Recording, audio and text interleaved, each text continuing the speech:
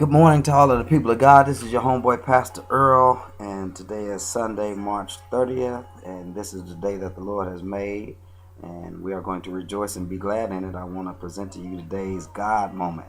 Remember that the God moment is the gospel on deck moment where we preview some of the things that we expect and anticipate God will be doing in the Abyssinian Baptist Church here in the windy city of Whitehaven. So even as we speak right now, it is about 9:26 a.m. and Sunday school is going on already.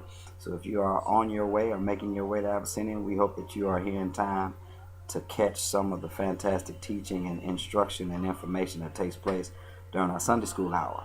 Our worship service begins at 10 o'clock, and today is a special day in the life of Abyssinian. Not only is it fifth Sunday and we are super casual, I got on my, you probably can't see it on this webcam, but I got on my Frederick Douglass t-shirt and my tennis shoes and my jeans. So it's super casual Sunday, fifth Sunday at Abyssinian. But more importantly, we're debuting the single entitled Hold On by our own 14-year-old phenom brother Timothy Felix. This CD single was recorded and published and produced at Music World Studio.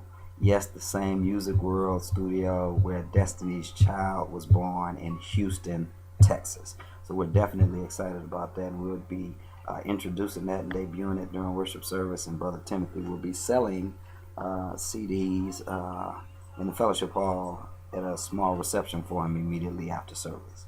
But beyond that, we are welcoming the AGAPE Child Services as special guests in worship, and they'll be announcing some of the ways in which Abyssinian will be partnering with them in the very near future. They're doing some great work in Whitehaven, and we want to be a part of the work and partner with the work that they are doing. As it relates to the sermon, a couple weeks ago, I preached a sermon called The Recipe for Relaxation.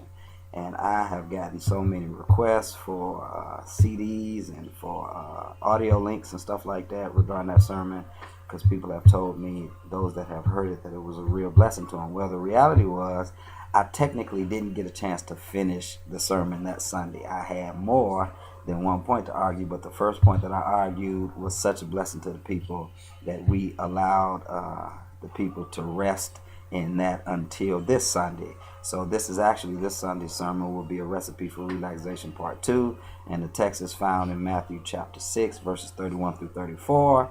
And on the last Sunday, I argued that Jesus provides for us in the text in Matthew a recipe for relaxation by saying, "Seek ye first the kingdom of God and all of its righteousness, and all of these other things shall be added unto you." The Message translation says, "Steep your life in God reality, God initiative, and God provisions, and do not worry about your human needs." So I'm going to argue, like I did last time, that the first ingredient for the recipe of relaxation is simply this: you have to acknowledge God's attentiveness, that no matter what is going on in your life, God is paying attention.